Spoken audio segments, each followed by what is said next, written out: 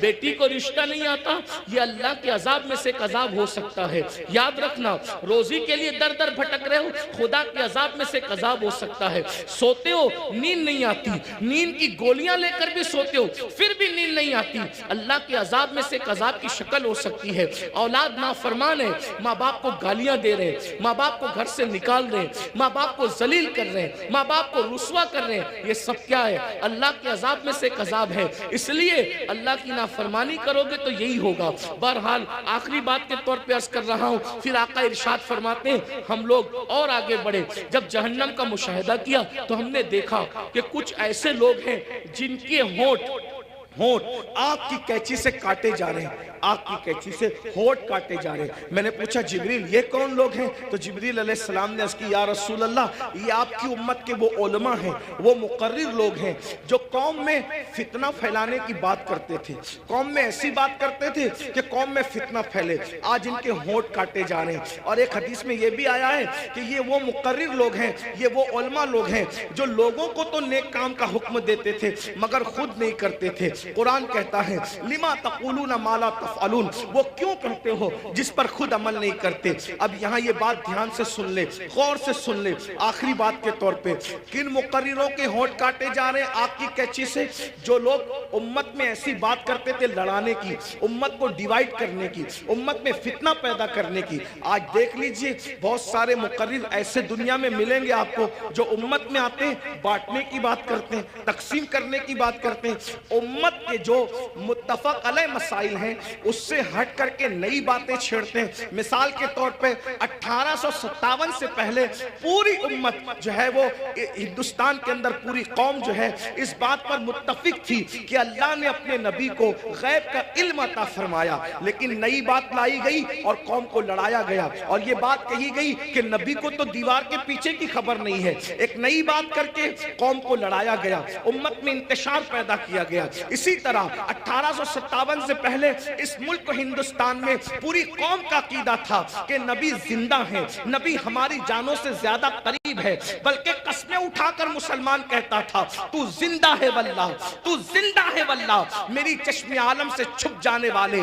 लेकिन ये बदतरीन उलमा, वो अल्लाह अकबर बिदती उलमा, वो बदतरीन खल्क है, अल्लाह अकबर, वो बदतरीन खुतबा जिन्होंने ये बात फैलाई कि माज़अल्लाह नबी मरकर मिट्टी में मिल गए। कौम को लड़ाया कि नहीं लड़ाया? इसी तरीके से आज भी कुछ लोग ये काम कर रहे हैं कि अल्लाह अकबर, सहाबा और अहलुल बैत के अकीदे पर, यानी सहाबा की मोहब्बत और अहलुल बैत की मोहब्बत पर पूरी दुनिया के लोग कायम है, पूरी दुनिया के मोमिनीन कायम है। लेकिन एक तबका मुकर्रिरों का ऐसा है कि वो अल्लाह अकबर, अहलुल बैत की मोहब्बत के नाम पर सहाबा को तान करता है और कौम को लड़ाता है। और कुछ लोग ऐसे हैं जो सहाबा की मोहब्बत के नाम पे अहलुल बैत को तान करते हैं और उम्मत को लड़ाते हैं। याद रखना, आज कौम के साथ जो खिलवाड़ करना हो कर लो, लेकिन आखिर मौत है, मौत, मरना सबको है, अवाम को भी और खुतबा को भी। इसलिए खुदा के लिए आपसे भी कहता हूं, ऐसे लोगों का अलैकार न बनो जो सहाबा के नाम पर अहले बैत पे सवालिया निशान खड़ा करते हैं, और ऐसे लोगों का भी अलैकार न बनो जो अल्लाह अकबर, अहलुल बैत के नाम पर सहाबा को गालियां देते हैं। वल्लाह, सहाबा हमारी एक आंख है और अहले बैत हमारी दूसरी आंख है। हम दो आंख वाले हैं और हमारे एक हाथ में सहाबा का दामन है और एक हाथ में अहलुल बैत का दामन है। अल्लाह अकबर, सहाबा वो है जिन्होंने इस्लाम फैलाया है और अहले बैत वो है जिन्होंने इस्लाम बचाया है। हम फैलाने वालों का भी एहसान मानते हैं और बचाने वालों का भी एहसान मानते हैं। नारे तकबीर, नारे रिसालत, मसलके आला हजरत, नारे तकबीर, हजरत अल्लामा मौलाना। जहां हम करबला की जंग को भूल नहीं सकते कि वो इस्लाम बचाने की जंग थी, वही हम बद्र और उहुद को भी भूल नहीं सकते कि वो इस्लाम फैलाने की जंग थी। जहां हम करबला के फाका कशों को नहीं भूल सकते, वही हम बद्र उहुद के फाका कशों को भी फरामोश नहीं कर सकते। करबला वालों को रसूलुल्लाह ने अपने कंधों पे उठाया है। तो बद्र, ओहद और खंदक और खैबर वालों के लिए कुरान कहता है वल आदियाती दबहन फल मोरियाती कदहा। ए महबूब, जो तेरे पीछे घोड़े दौड़ाते हैं और उनके घोड़ों की टापों से जो धूल निकलती है, हम उन घोड़ों की टापों से निकलने वाले धूल की भी कसम उठाते हैं। जिनके घोड़ों के पैरों से लगने वाली धूल इतनी कीमती है कि अल्लाह उसकी भी कसम कुरान में उठाता है। कुरान तो पढ़ो ना, कुरान तो पढ़ो। सहाबा को क्या समझोगे? अरे सहाबा का घोड़ा इतना कीमती है कि उसके पैर से जो मिट्टी लगती है और उससे जो धूल उड़ती है, अल्लाह उस धूल की कसम की भी और उस धूल की भी कसम उठा करके बताता है, जिसके घोड़ों की टाप से लगने वाली धूल हमारे नजदीक इतनी कीमती है, तो सहाबा का घोड़ा कितना कीमती होगा। और जब वो सहाबी का घोड़ा कीमती है तो उसमें बैठने वाला सहाबी कितना कीमती है। जरा गौर कीजिए। इसलिए ईमान बचाना है तो एतदाल के मसलक पे रहिए। और ये फिक्र एतदाल 14वीं सदी में जिन उलमा ने दी है, उसके सरदार को इमाम अहले सुन्नत कहते हैं। और वो अहले सुन्नत का इमाम कहता है अहले सुन्नत का है बेड़ा पार, असहाबे हुजूर नज्म है और नाव है, इतरत रसूलुल्लाह की। तो वो खुतबा जो फितना फैलाते हैं, वो ये भी कहते हैं भाई मजार पे क्यों जाते हो, मजार पे जाना तो शिर्क है, ना जाओ मजार पे, फितना फैला। हम कहते हैं आप जरा होश से बात करें, क्या मजार पे जाना शिर्क कैसे हो सकता? रसूलुल्लाह ने मजार पे जाने का हुक्म दिया, और तो क्या माज़अल्लाह हुजूर मजार पे जाने का जो हुक्म देकर क्या शिर्क का हुक्म दे रहे हैं? माज़अल्लाह, क्या हुजूर अलैहिस्सलाम ने ये नहीं फरमाया? आका फरमाते हैं कि मैंने तुमको पहले कब्रों पे जाने से मना किया था, अब तुम कब्रों पे जाया करो, क्योंकि कब्रों पे जाओगे तो तुम्हें तुम्हारी आखिरत याद आएगी। लोग इसको भूल गए, वो कहते नहीं जाना चाहिए, शिर्क है। एक बात आपसे कहता हूँ आखिरी में, मजार पे जाओ, कोई शिर्क नहीं, बल्कि अल्लाह के रसूल ने तो 6 साल की उम्र में जो पहला सफर किया तो अपने वालिद के मजार पे भी तशरीफ ले गए। और बुखारी मुस्लिम आप उठा करके देखें, सियासता उठा के देखें कि हुजूर अलैहिस्सलाम शोदाए ओहद के मजारात पे खुद तशरीफ ले जाते थे। शोदाए ओहद के मजारात पर अल्लाह के रसूल खुद तशरीफ ले जाते थे। सैयदुल शोदा अमीर हमजा के मजार पर सैयदा फातिमा ज़हरा खुद तशरीफ ले जाती थी।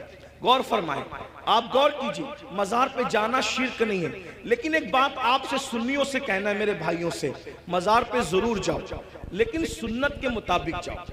आज हमारी सुन्नी कौम अपने मसलक को खुद बदनाम करते हैं। वहां जाकर कुछ लोग इल्म न होने की वजह से सजदा करते हैं। हमारे मजहब में, इस्लाम में, सजदा करना अल्लाह के सिवा किसी को जायज नहीं। आप गलती करते हो। देखो, अगर कोई मुसलमान शराब पीता है तो क्या इसका इल्जाम इस्लाम पर आएगा? बोलो भाई, बताइए, सही कह रहा हूं गलत कह रहा हूं? क्या अगर मुसलमान शराब पिए तो क्या इसका इल्जाम इस्लाम पर आएगा? बोले नहीं आएगा, क्योंकि इस्लाम ने शराब हराम किया है। अब कोई शराब पी रहा है तो ये उसकी अपनी नादानी है, इस्लाम का इसमें कोई कसूर नहीं है। तो अगर माज़अल्लाह कोई जाहिल अनपढ़ कब्र पे जाके सजदा कर रहा है तो अहले सुन्नत उसकी तायीद कभी नहीं करते। हमारे इमाम सैयदी आला हजरत ने तो पूरी किताब लिखी, अज़्ज़ुब्दतु ज़किया, सजदे ताज़ीमी की हुर्मत पर आपने पूरी किताब लिखी। तो गैरुल्लाह को सजदे ताज़ीमी हराम है, और माज़अल्लाह अगर इबादत की नियत से करे तो शिर्क है। ये हम अहले सुन्नत का मसलक है। सजदा करने के बारे में हम सुन्नियों को लोग बदनाम करते हैं, झूठ बोलते हैं, तजाउल आरफाना से काम लेते हैं कि हम तायीद करते हैं। हमारे किसी सुन्नी जिम्मेदार आलिम ने कभी कब्र पर सजदा करने की इजाजत नहीं दी, उसकी तायीद नहीं की। भाई, अगर हम कब्रों को सजदा करते तो फिर हम मस्जिदें क्यों बनाते? हम इतनी मेहनत करके चंदे करके मस्जिदें क्यों बनाते? भाई, जो कब्रों को सजदा करेगा उसकी मस्जिद कैसे होगी? हमारी मस्जिदें हैं और आज भी इतनी गुंडागर्दी लोगों ने की हमारे साथ, आज भी पूरे मुल्क हिंदुस्तान में नहीं बल्कि पूरी दुनिया में सबसे ज्यादा अगर किसी की मस्जिदें हैं तो वो सिर्फ और सिर्फ हम अहले सुन्नत व जमात की मस्जिद। बेशक इतनी मस्जिदों पर कब्जा किया, नाजायज कब्जा किया, छीना, फिर भी सबसे ज्यादा मस्जिदें हमारी है। अल्हम्दुलिल्लाह दिल्ली की जामा मस्जिद के बानी से लेकर मुरादाबाद की जामा मस्जिद के बानी तक तारीख उठा करके देख लो, सब के सब आपको अहले सुन्नत मिलेंगे, कोई अहले बिदअत आपको नहीं मिलेगा। अल्हम्दुलिल्लाह रब्बिल आलमीन। लेकिन ये बात सुन्नियों में तुमसे कहता हूँ, कब्रों पे जाके सजदा मत करो, अपना इस्लाम बदनाम होता है, अपना मसला। और एक बात कहता हूँ, जिस चीज से अल्लाह रसूल ने रोक दिया उसमें कभी कोई फायदा ही नहीं है। जब हम अपने नबी को सजदा नहीं कर सकते तो हम किसी वली को सजदा कैसे कर सकते हैं? हम किसी पीर को सजदा, आपको मेरी बात बुरी लगेगी तो माफ करना, लेकिन ये मैं आपकी आखिरत के लिए कह रहा हूँ। आप सोचेंगे नहीं हमें तो फुला ने बताया। एक बात मैं आपसे कह दूं, आप किसके मुरीद हैं? आप कहेंगे मैं कादरी सिलसिले में मुरीद हूं, कोई कहेंगे मैं चिश्ती सिलसिले में मुरीद हूं, कोई कहेगा मैं नक्शबंदी सिलसिले में मुरीद हूं, कोई कहेगा मैं सोहरवर्दी सिलसिले में मुरीद हूं, कोई कहेगा मैं मदारी सिलसिले में मुरीद हूं, कोई कहेगा मैं वारसी सिलसिले में मुरीद हूं, कोई कोई कोई कोई कुछ कोई कुछ। सब सिलसिले जो हक है, जितने भी सिलसिले हक हैं, सब सिलसिले हमारे सर आंखों पर है। लेकिन ये उलमा की मौजूदगी में एक बात मैं आपसे कहूं जिम्मेदारी के साथ, याद रखिए किसी भी सिलसिले से मुरीद होना उस वक्त तक काम नहीं आएगा जब तक कि तुम पहले शरीयत के मुरीद ना बनो। बेशक पहले शरीयत के मुरीद बनो, फिर कादरी होना काम आएगा। जी जी। पहले शरीयत के मुरीद बनो, फिर चिश्ती होना काम आएगा। पहले शरीयत के मुरीद बनो, फिर नक्शबंदी होना काम आएगा। पहले शरीयत के मुरीद बनो, फिर सोहरवर्दी होना काम आएगा। अगर शरीयत के मुरीद नहीं बने तो ना गौसे पाक बना देंगे, ना गरीब नवाज बना देंगे, ना शाये नक्शबंद बना देंगे, ना शाये सोहरवर्द बना देंगे। लटकते रह जाओगे, बर्बाद हो जाओगे, क्योंकि ये सारे बुजुर्गों ने शरीयत के लिए ही इतनी बड़ी बड़ी कुर्बानियां दी। अगर गौसे पाक गीलान छोड़कर बगदाद आए तो सिर्फ तहफ्फुज़े शरीयत के लिए आए। ये गरीब नवाज अपना वतन छोड़कर, बल्कि मदीने मुनव्वरा के मुदर्रिस थे गरीब नवाज, 3 साल मस्जिद नबवी में हदीस का दर्स दिया। अगर ये सब कुछ छोड़ करके हिंदुस्तान आए शरीयत के तहफ्फुज़ के लिए, इस्लाम की खातिर आए, वरना और क्या लालच थी उनको? क्या कोई तख्त पे बैठना था, कोई ताज हासिल करना था, किसी की कुटिया पे हमला करना था, किसी की जमीन पे कब्जा? कुछ भी नहीं, एक ही मकसद था, भटके हुए आहू को फिर सूए हरम ले चले। दीन के लिए आए थे।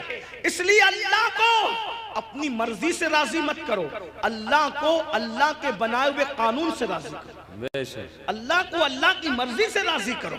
तो ये कब्रों पे सजदा करना हराम है अगर सजदा ताज़ीमी है तो, और अगर सजदा इबादत है तब तो मुशरिक हो गए, ईमान ही न रहा।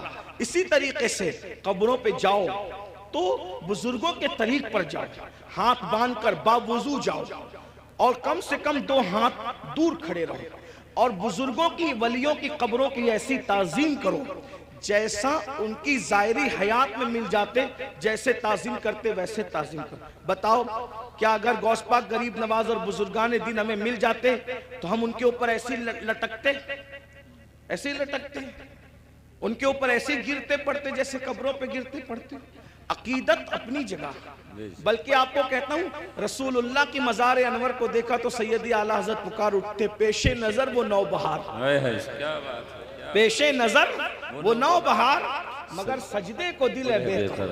आशिक थे ना, आशिक थे ना, यार का जलवा देखा तो कहने लगे सजदे को दिल है बेकरार, मगर आशिक होकर भी अदब का दामन हाथ से न छूटे, शरीयत का दामन हाथ से न छूटे। फौरन कहते हैं मगर क्या करूं? रोकिए, सर को रोकिए। हाँ यही इम्तिहान, क्या बात है, ये इम्तिहान है हमारा। इसलिए अब एक बात कह दूं, कड़वी लगे तो माफ करना, जिनको सजदा करना हराम है वहां जाके सजदे करते हो, और जिसको सजदा करने का हुक्म है उसको सजदा नहीं करते। देख ले हमारी कौम का हाल देखिए, जो 700 मर्तबा पूरे कुरान में कहे कि मुझे सजदा करो, उसको सजदा नहीं कर रहे हो, और जिसको सजदा करना हराम है वहां जाके नादानी देखो, इल्म नहीं है ना, ये जिहालत, अनपढ़पन। ये इल्म ना होना सारी गंदगी की जड़ है, इसलिए इल्म हासिल करो। अपने बच्चों को भी इल्म के करीब लाओ, इतना इल्म अपने बच्चों को दे दो। मैं नौजवानों से कहता हूं, जितना इल्म हासिल करना इल्म दीन हर मुसलमान पे फर्ज है, इतना इल्म सीखिए, इतना इल्म सीखिए, आप पे फर्ज है जितना नमाज का, रोजे का, हज का, ज़कात का, निकाह का, तलाक का, ये सब इल्म सीखिए। और साथ ही साथ दुनियावी एजुकेशन तय कीजिए कि कम से कम हमारा हर बच्चा बच्ची ग्रेजुएट होना चाहिए, इससे कम हमें नहीं पढ़ाना है। चाहे उसके लिए हमें नौकरी करना पड़े, 8 घंटे की बजाय 12 घंटे मेहनत करना पड़े, इल्म की तरफ पेशरफ्त करो। और ये सिर्फ जलसों की हद तक नहीं, अहद करके उठो कि मुझे, हमारे माहरेरा के मशाइख ने ऐलान किया, आधी रोटी खाएंगे, बच्चों को पढ़ाएंगे। अगर आधी रोटी खाना पड़े तो खाओ, अपने बच्चों को पढ़ाओ। अगर ईद पे कपड़े नहीं बनते तो न बने, लेकिन बच्चों की फीस हमें जरूर भरना है। अच्छे से अच्छे स्कूल में उनका दाखिला कराना है, अच्छे से अच्छे स्कूल में उनको जो है एडमिशन उनका करवाना है और उनको आला तालीम दिलाना है। अगर हिंदुस्तान का मुसलमान सिर्फ एक दहाई 10 साल एजुकेशन पे मेहनत कर ले, 10 साल, मुल्क के हालात बदले। एक शख्स कह रहा था कि हम अपनी कौम के हाथ में तलवार देंगे। मैंने कहा तुम जो चाहे करो, हम तुम्हें कुछ नहीं कहते, लेकिन हम अपनी कौम के हाथ में तलवार नहीं देंगे। हम मुसलमान अपनी कौम के हाथ में तलवार नहीं देंगे, हम अपनी कौम के हाथ में कलम देंगे। कलम, जिसको तलवार देना है वो दे, तुम जानो, तुम्हारा काम जानो। लेकिन मुसलमानों से हम हर जलसे में अपील करते हैं कि हम अपने बच्चों के हाथ में तलवार क्या, हम तो गुलेल भी देना नहीं चाहते। आज की तारीख में हम कलम देना चाहते हैं। याद रखना, तलवारें उठती है तो गर्दनें कटती है, और जब कलम उठता है तो गुर्बत कटती है। जब कलम उठता है कमजोरियां कटती है, कलम उठता है दुश्मन ज़ेर होते हैं, कलम उठता है इनकलाब आता है। मेरे नबी कलम और किताब लेकर के आए थे, इसलिए कोई बच्चा अनपढ़ न रहने पाए। जो कुछ हुआ, और जो बच्चे 10वीं 12वीं पढ़ के ड्रॉप आउट हो गए, हट गए, उनसे मैं कहता हूं आज घर बैठ करके बहुत सारे कोर्सेज किए जा सकते हैं। इसलिए मोबाइल में गेम खेलकर वक्त जाय करने की बजाय, इधर उधर बैठकर इसके ओटे पर उसके नुक्कड़ पे बैठकर वक्त जाय करने की बजाय, बच्चियों से भी कहता हूं, अगर 10वीं 12वीं पढ़ करके छोड़ दिया है तो बहुत सारे ऐसे आज कोर्सेस हैं कि घर पे बैठे बैठे आप तालीम हासिल कर सकते हो। लॉकडाउन के अंदर मैं भी जो है वो 11वीं पढ़ के मैंने छोड़ दिया था। मेरे 11वीं पढ़ के छोड़ने का वाकया भी एक अजीब सा है। असल में सुन्नी दावत इस्लामी के माहौल में था। मैं 11वीं में जब जूनियर कॉलेज में मेरा एडमिशन हुआ, माँ बाप की तमन्ना थी कि इसको टीचर बनाएंगे, तो खास तौर पे अम्मी की तमन्ना थी इसको टीचर बनाएं। मैं जैसे ही कॉलेज, जूनियर कॉलेज में मैंने कदम रखा तो देखा कि लड़के और लड़कियां साथ पढ़ते हैं और बेपर्दा हैं, और 11वीं में पहुंचने के बाद सब बालिग हो गए। तो इतना शऊर नहीं था मुझे, लेकिन इतना तो था कि लड़कियों के साथ नहीं बैठा जा सकता बेपर्दा।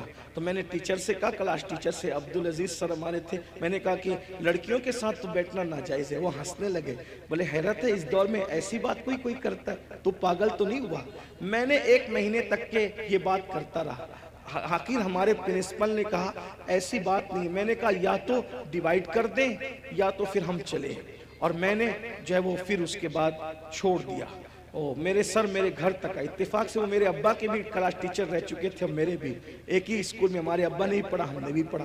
तो वहाँ पर वो आए, कहा कि अब्बा, वो कहा कि तेरे बेटे को समझा कि ये पागल तो नहीं हुआ है। मैंने कहा कुछ भी हो, मैंने नहीं पढ़ना, शरीयत ने मना किया। हालांकि आप ऐसा नहीं करना, उलमा से आप पूछना, उलमा आपको बताएंगे हालात के तहत मामलात होते, लेकिन उस वक्त माहौल ऐसा था हमारा सुन्नी दावत इस्लामी का माहौल, तकवे का, परहेजगारी का। अब तो हम मुत्तकी नहीं है, वो परहेजगारियां ही नहीं है, लेकिन बहरहाल तो वो माहौल था, तो हम नहीं गए फिर। लेकिन मेरे अजीज साथी, मेरे बड़े भाई की तरह, वो भी एक स्कूल के प्रिंसिपल है और हमारी सुन्नी दावत इस्लामी के रुकने शूरा हैं, कारी रिजवान खान साहब। उसने कहा कि पढ़ ले भाई, वरना ऐसे ही रह जाएगा। मैंने कहा अगर मैं अच्छी नीयत से अल्लाह की शरीयत के लिए छोड़ रहा हूं तो अल्लाह इसका सिला मुझे देगा।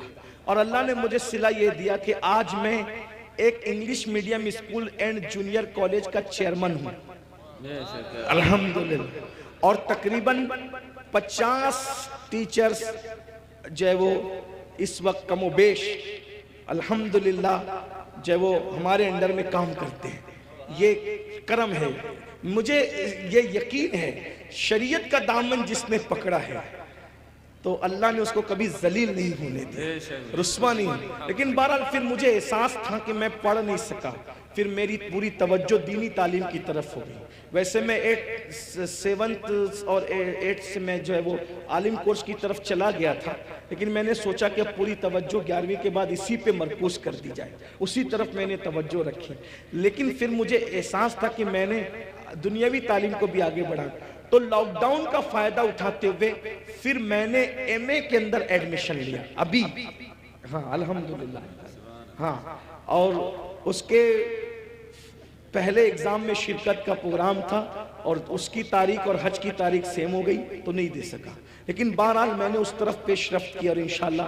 तो आपसे भी मैं कहता हूँ, मैं ये आपको ही कह के जा रहा हूँ, नहीं मैं आपसे, मैंने खुद भी इस पर अमल किया है अल्हम्दुलिल्लाह, और मैं इंशाअल्लाह ताला उसकी कोशिश करूंगा कि 1 साल में उसकी तकमील करूं जो रह गया है।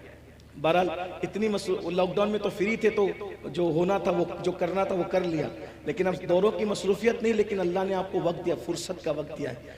आप जो पार्ट टाइम कोर्सेस है वो करें, बल्कि जो नौजवान दुनिया नहीं पढ़े हैं वो घर बैठे कोर्सेस का फायदा उठा के दुनिया पढ़ लें, और जो जवान दुनिया पढ़ चुके हैं, डॉक्टर है, इंजीनियर है, टीचर है, उनको चाहिए कि आलिम कोर्सेज भी अब जो है यानी कि ऑनलाइन पढ़ाए जा रहे हैं। तो आप 2 घंटा निकाल करके उलमा से, हमारे मुफ्ती हारिस साहब, जामई और भी सब, मैं सबके नाम नहीं जानता, इनसे राब्ता कायम करके मालूम करें कि अच्छा तालीमी निज़ाम ऑनलाइन कहाँ है, तो आप भी करें। अल्हम्दुलिल्लाह हमारे बहुत सारे सुन्नी दावत इस्लामी के ऐसे मुबल्लिगीन जो डॉक्टर हैं, टीचर हैं, और उन्होंने फार्मेसी किया है, ऑनलाइन उन्होंने कोर्सेज किए, और वो बहुत सारे लोग ऑनलाइन कोर्सेज करके आलिम बन गए।